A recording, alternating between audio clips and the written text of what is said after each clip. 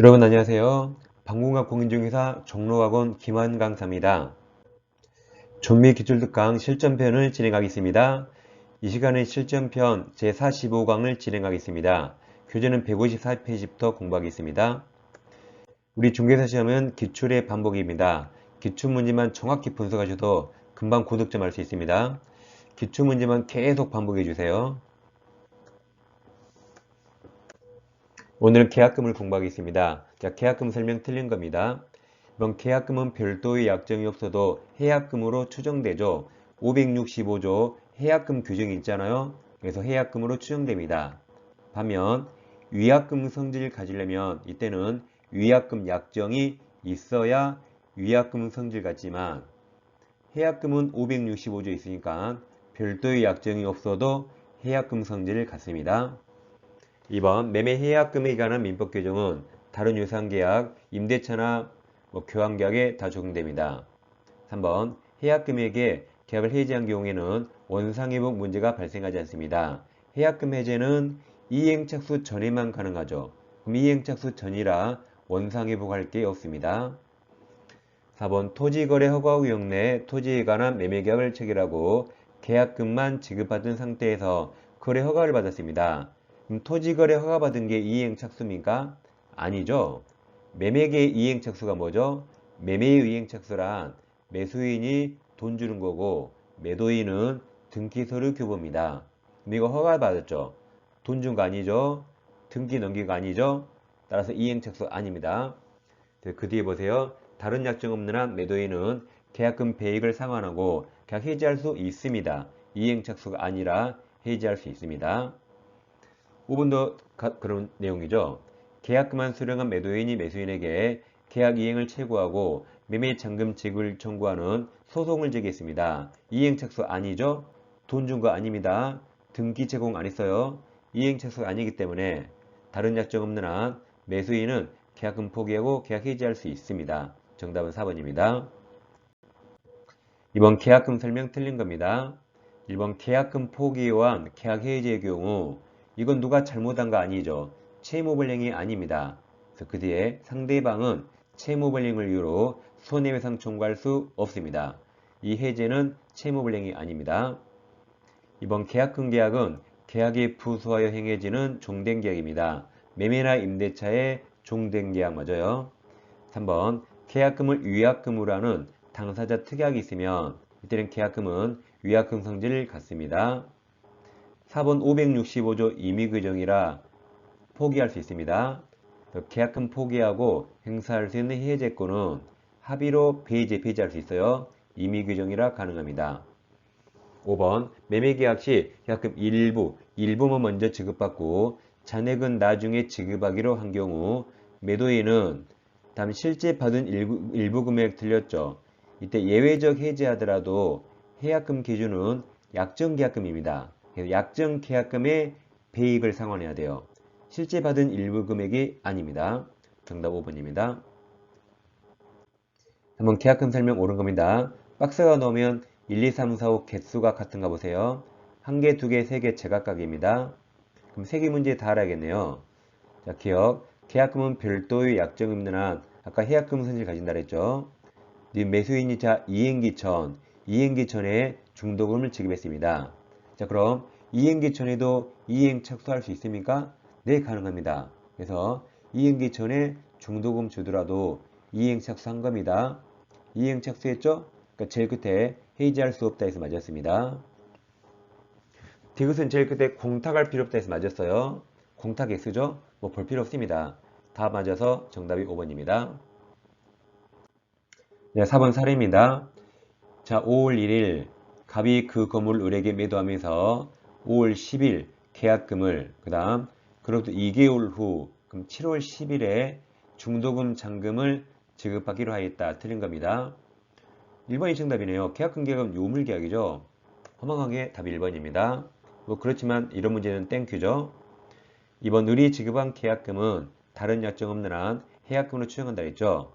3번 자 주의하세요. 을이 계약금을 지급하지 않으면 갑은 그 계약금 약정은 해지할 수 있죠. 계약금은 5월 10일 날 주기로 했는데 그때 안 주잖아요. 그럼 계약금 주기란 그 약정은 해지할 수 있습니다. 4번 6월 10일 중도금을 지급했어요. 원래 중도금 언제 주기로 했죠? 2개월 후 7월 10일. 그럼 여기서 6월 10일이 이행기 전이죠. 아까 이행기 전에 이행에 착수할 수 있다 그랬죠? 그래서 이행기 전에 중도금 지급하면 제일 끝에 해지할 수 없다 맞습니다. 이행 착수 인정됩니다. 5번 우리 7월 10일 중도금 잔금을 지급했죠. 지급했으나 갑이 소유권 등기를 안 하네요. 그럼 갑이 채무불이행이죠. 그럼 우리는 매매계약을 해제, 이 해제는 계약금 해제가 아닙니다. 법정해제입니다. 채무불이행을 전제로 한 법정해제 할 수 있습니다. 그래서 중도금 잔금 줘서 이행에 착수했죠. 그러더라도 이건 계약금 해제가 아니라 갑이 채무불이행이라 법정해제 할 수 있습니다. 정답은 1번이었습니다. 5번도 사례입니다. 갑은 자신 토지를 을에게 매도하면서 계약금을 수령한 후 중도금 잔금은 1개월 후에 받기로 약정하였다. 틀린 겁니다. 2번 갑을 사이의 계약금을 위약금 특약 가능합니다. 2번 종된 계약 맞아요.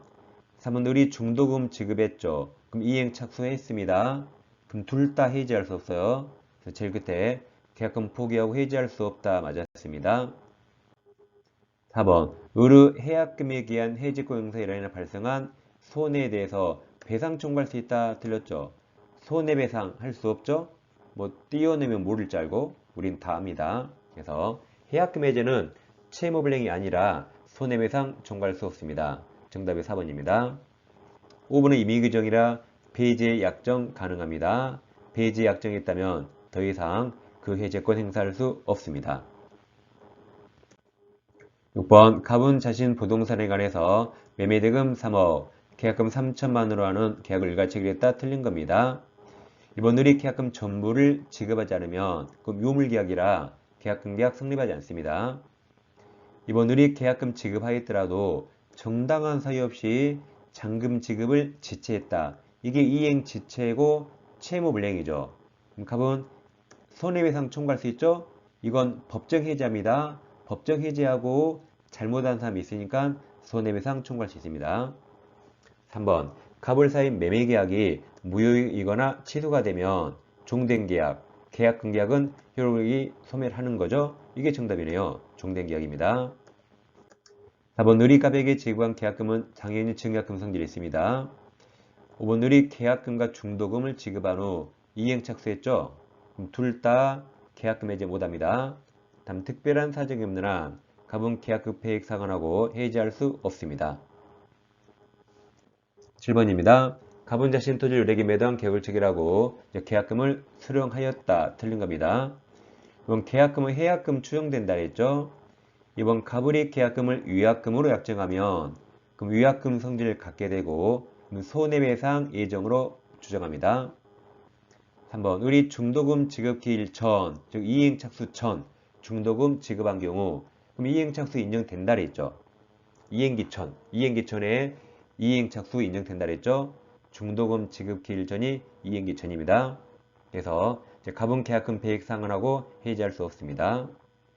4번 을이 갑에게 약정한 계약금 일부만 지급한 경우 갑은 수령한 금액의 폐익을 상환하고 계약 해지할 수 없다 맞았죠. 일부만 지급했을 때 예외적으로 해지할 수 있다 하더라도 이때 해약금은 수령한 금액이 아니라 그랬죠. 약정계약금의 폐익입니다. 4번은 맞았습니다. 5번 만약에 X토지가 토지거래 허가구역 내에 있고 매매계약에 대해서 허가를 받았습니다. 그래도 이행 착수가 아니라 그랬죠. 그래서 갑은 계약금 폐익 상환하고 해지할 수 있습니다. 허가받은 건 이행 착수 아닙니다. 정답은 5번입니다. 오늘 공부한 계약금은 해마다 꼭 시험에 나옵니다. 지난 33회만 안 나왔어요. 올해 꼭 나옵니다. 안 나온 적 없습니다. 그래서 왼쪽 영상을 클릭하셔서 반드시 자세히 공부하세요. 유튜브 채널 목록에 실전편과 아닌 거 두 개 있습니다. 그래서 왼쪽 영상을 클릭하셔서 기본편 상세한 설명을 꼭 점검하세요. 자, 다음 시간에 찾아뵙겠습니다. 감사합니다.